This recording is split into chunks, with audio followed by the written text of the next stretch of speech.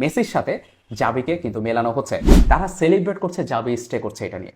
কিন্তু আসলে কি আমরা সেলিব্রেট করার মতো কোনো রিজন রয়েছে? আমরা এল ক্লাসিকো হেরেছি মাদ্রিদের সাথে, তাদের এমবাপ্পে আসতেছে, তারা সেলিব্রেশন করছে না।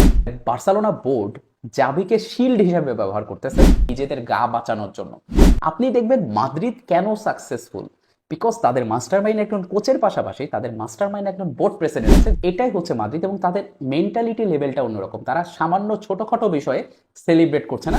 গতকালকে একটা নিউজ আসে, জাবি বার্সেলোনার কোচ হিসাবে আরো 1 বছর থাকছে, এবং এই নিউজের পরে মাদ্রিদ ফ্যান, বার্সেলোনা ফ্যান সবাই হ্যাপি, যেটা খুব rare case. Madrid fan happy because তারা কনসিডার করছে এই সিজনকে এল ক্লাসিকোতে বার্সেলোনার খুব বাজে পারফরমেন্স এগেনস্ট রিয়াল মাদ্রিদ, লা লিগা হারাতে যাচ্ছে আমরা রিয়াল মাদ্রিদের কাছে, যার জন্য মাদ্রিদ ফ্যানরা আসলে খুবই হ্যাপি। এবং খুব চ্যাম্পিয়ন্স লিগেও ভালো পারফরমেন্স করেছে বার্সেলোনা, বলার সুযোগ নাই। যদিও 2019 সালের পরে প্রথম বার্সেলোনা কোয়ার্টার ফাইনালে গেছে জাবির হাত ধরেই। কিন্তু মাদ্রিদ ফ্যানরা আসলে হ্যাপি বিকজ আরও 1 বছর যদি জাবি থাকে তাহলে হয়তো বার্সেলোনাকে এই সিজনের মতো ডোমিনেট করে রিয়াল মাদ্রিদ হারাই দিবে বার্সেলোনাকে।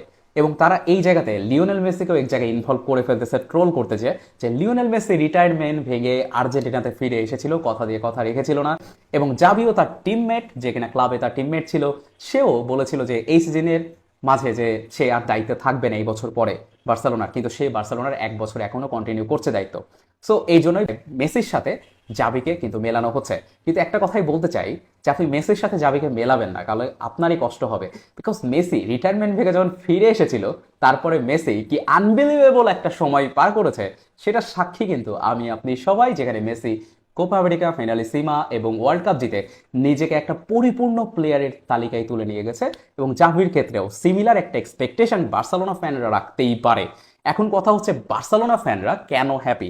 জাভির আন্ডারে বার্সেলোনা কি খুব ভালো পারফরমেন্স করেছে এই সিজনে? না, অবভিয়াসলি না।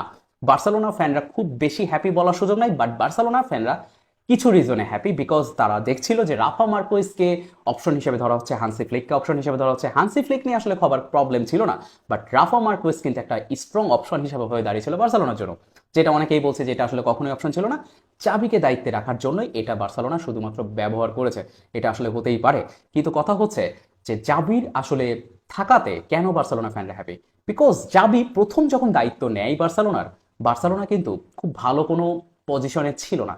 তারপরেও ডোমিনেটিং করা রিয়াল মাদ্রিদের বিপক্ষে তারা নিজেদের লিগ টাইটেল জিতে নিয়েছিল।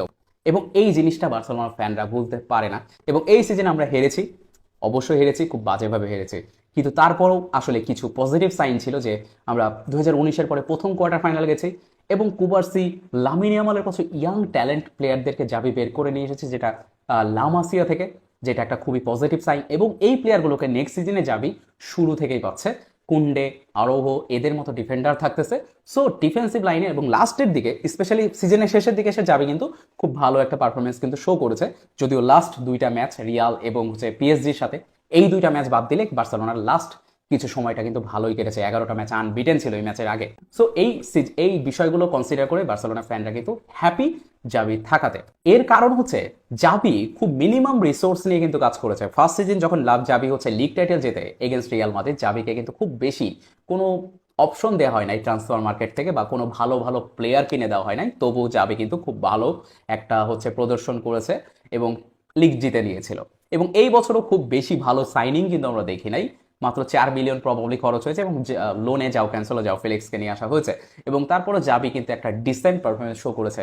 সো বোর্ড থেকে যদি জাবিকে প্রপার ব্যাকআপ দেওয়া হয়, প্রপার ট্রান্সফার দেওয়া হয়, তাহলে আই থিঙ্ক জাবি বেটার করতে পারে। এইটাই বার্সেলোনা ফ্যানরা এক্সপেক্ট করছে জাবির কাছ থেকে। কিন্তু আমার এখানে কিছু অভিযোগের কারণও কিন্তু রয়েছে, ওই যে অভিযোগটা আমি আসলে এখন করতে চাই। যে গতকালকে বার্সেলোনা যখন জাবির অ্যানাউন্সমেন্ট করলো মিটিং এর পরে যে জাবি থাকতেছে, তখন বার্সেলোনা থেকে এক প্রকার আমরা একটা আভাস পেয়েছি যে বার্সেলোনা সেলিব্রেটিং, তারা সেলিব্রেট করছে জাবি স্টে করছে এটা নিয়ে। কিন্তু আসলে কি আমরা সেলিব্রেট করার মতো কোনো রিজন রয়েছে? আমরা জাস্ট কিছুদিন আগে চ্যাম্পিয়ন্স লিগ কোয়ার্টার ফাইনাল থেকে বাদ হয়ে গেছে। আমরা এল ক্লাসিকো হেরেছি মাদ্রিদের সাথে, খুব বাজেভাবে হেরেছে। তারপরও আমরা সেলিব্রেট করছি। মাদ্রিদকে এখানে সেলিব্রেট করছে, তারা চ্যাম্পিয়ন্স লিগ সেমিফাইনালে চলে গেছে, তারা লিগ টাইটেল অলমোস্ট সিকিউর করে ফেলেছে। তারপরেও তাদের সেলিব্রেশন নাই। তাদের এমবাপ্পে আসতেছে, তারা সেলিব্রেশন করছে না। তারা অলওয়েজ প্রোগ্রেস করছে ফরওয়ার্ডে।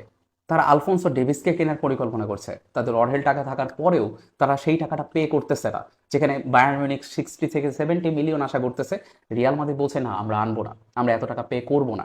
খুবই স্মার্টলি তারা কিন্তু মুভ করছে এবং টিমটাকে আরো বেশি ইমপ্রুভ তারা করছে।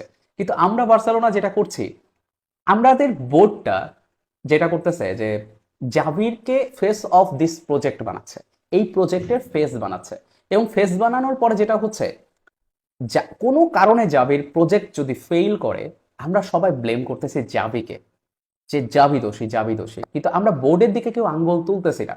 তো এক কথায় বার্সেলোনা বোর্ড জাভিকে শিল্ড হিসেবে ব্যবহার করতেছে, তাকে প্রোটেকশন দেওয়ার জায়গাতে তাকে শিল্ড হিসেবে ব্যবহার করতেছে নিজেদের গা বাঁচানোর জন্য।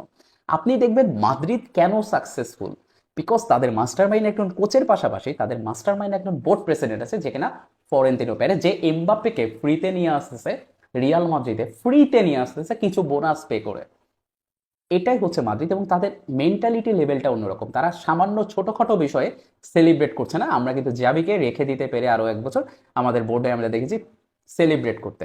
এই বিষয় নিয়ে কিন্তু কনসার্ন থাকতে হবে। আরও একটা বিষয় আমি খুবই সিরিয়াসলি বলতে চাই, যে এই সিজনের শুরুর দিকে জাভির যে পারফরমেন্স ছিল, আমরা লাস্ট 11-12টা ম্যাচে আমরা সেইগুলো ভুলে গেছি, কিন্তু সিজনের শুরুর দিকে জাভির যে পারফরমেন্স ছিল সেটা অফুল একটা পারফরমেন্স ছিল, জঘন্য পারফরমেন্স ছিল, এতটাই জঘন্য ছিল যে বার্সেলোনার খেলা দেখার আগ্রহ পর্যন্ত আমরা হারাই ফেলছিলাম। এখন জাভিকে এই যে সিজনের লাস্টের দিকে সে জাভি ইমপ্রুভ করলো, ইমপ্রুভটা কেন করলো? বিকজ জাভি বলেছিল যে আমি বার্সেলোনার দায়িত্ব ছেড়ে দিব। এই কথা বলার পর থেকে বার্সেলোনা কিন্তু আর কোনো ম্যাচ হারে নাই লাস্ট এই পিএসজি আর মাদ্রিদ ছাড়া।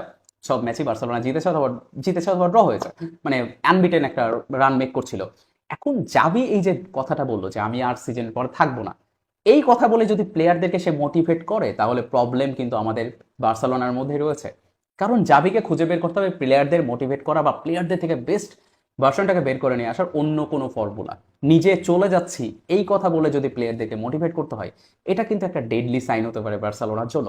সো বার্সেলোনার এই বিষয়গুলো আমার ভালো লাগছে না, বিকজ জাভির শুরুর দিকে পারফরমেন্স খুবই বাজে ছিল, যেখানে আমরাও চাচ্ছিলাম যে নতুন একজন ম্যানেজার আসুক, যে হয়তো ডিফারেন্ট ডিএনএ বা হচ্ছে ডিফারেন্ট প্রোফাইলে আমাদের ফুটবল খেলা উপহার দিবে। কিন্তু আমরা সেই জাভিতেই থাকতেছি, কিন্তু লাস্টের দিকে সে জাভি ইমপ্রুভ করেছে। এখন পরবর্তী সিজনের শুরু থেকে জাভি আসলে কোন ধরনের ফুটবলটা আমাদেরকে উপহার দিবে, এটা কিন্তু একটা বড় প্রশ্ন থেকে যাচ্ছে। এখন দেখার বিষয় হচ্ছে যে আমরা কি করতে পারি এবং বার্সেলোনা কেমন করতে পারে নেক্সট সিজনে জাভির আন্ডারে। বাট এই সিনারিওটা খুব মজা দিয়েছে আমাকে, যে জাভি থাকতেছে এই জন্য বার্সেলোনাও হ্যাপি, এবং হচ্ছে এই কারণে হচ্ছে রিয়াল মাদ্রিদ ফ্যানরাও হ্যাপি।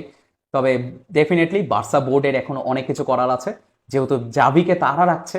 যদি জাভি প্রজেক্ট ফেল করে, যদি জাভি অফুল একটা পারফরমেন্স শো করে, তাহলে এই দায়ভার শুধুমাত্র জাভির ঘাড়ে দেওয়া যাবে না, এই দায়ভার বার্সেলোনা বোর্ডকেও নিতে হবে। বার্সেলোনা কোচকে জাভিকে শিল্ড হিসাবে তারা ব্যবহার করতে পারবে না, বিকজ ইটস ইওর ডিসিশন যে তোমরা জাভিকে রাখছো। যদি জাভি চলে যায়, তাহলে অন্য কোনো ম্যানেজারকে আনার দায়িত্ব তোমাদের ছিল, বা জাভি পারফরমেন্স খারাপ করছে সেই জায়গায় জাভিকে বদলে অন্য কোনো ম্যানেজারকে আনার দায়িত্ব তোমাদের ছিল। যদি জাভি ভালো করে, ডেফিনেটলি সেই ক্রেডিটও বোর্ড ডিজার্ভ করে যে তারা জাভিকে রাখছে। কিন্তু যদি জাভি খারাপ করে, সেক্ষেত্রে ব্লেমটা কিন্তু বোর্ডের উপরেও ততটাই যাওয়া উচিত যতটা জাভির উপরে যাচ্ছে। জাভিকে তারা শিল্ড হিসেবে ব্যবহার করতে পারবে না। সো এই বিষয়গুলো কিন্তু ফ্যানদেরকে মাথায় রাখতে হবে। আমরাও সবাই কিন্তু জাভি জাভি করতেছি, কেউ খুব একটা বোর্ড নিয়ে কিন্তু আমরা কথা বলছি না। সো দ্যাটস ইট, এই ছিল আলোচনা। ব্যাপারটা ইন্টারেস্টিং ছিল যে রিয়াল মাদ্রিদ বার্সেলোনা সবাই হ্যাপি। ভালো।